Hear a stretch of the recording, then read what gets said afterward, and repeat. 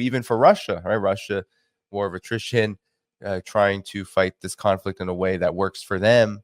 But then you also have on the other side, NATO and the United States green lighting or outright provoking and pursuing policy that leads to a bigger confrontation. So where do you think this is all headed? So Russia is going to obviously try to fight this war in the way that is most beneficial for Russia. It does not have infinite amounts of manpower, equipment. There are limits to its military industrial production. It always has to keep in mind the possibility of a direct NATO intervention. I mean, how can that be ruled out? I don't think that it should be ruled out. The possibility of the West escalating in many other ways. It's something we have to remember from the Rand Corporation paper in 2019. All of the options that were described there to extend Russia did not just pertain to Ukraine. They also talked about Georgia, the rest of the Caucasus region, Central Asia, and we've actually seen the United States try to exercise every single one of these options. So Russia has to keep all of that in mind.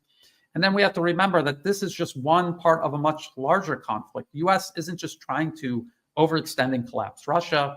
It has, since the end of the Cold War, pursued a policy of global primacy. It wants to be the most powerful and utterly uncontested nation on Earth. So it needs to get rid of Russia, China, and the rest of the multipolar world, because all of it stands as a potential competitor to the U.S.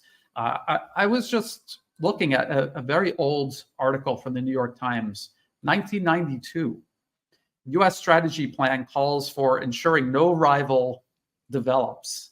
Right. And it just outright says the U.S. wants to maintain primacy, needs to eliminate any nation that could possibly compete with the United States. And if you read any of the national security strategy papers, doesn't matter what administration, Trump, Biden, Obama, Bush, Clinton, they're all identical. Essentially, they reflect this elimination of any peer or near-peer competitor. So this is what the United States is doing. That is the whole point of this proxy war against Russia.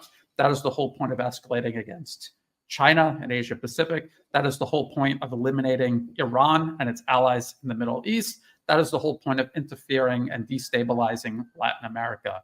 It does not want any center of power, either a nation or a collection of nations, being able to assert their own interest over American interests. American interests, in their mind, span the globe, are entitled to the entire globe. So we always have to look at every single one of these conflicts in that context. One last thing I wanted to talk about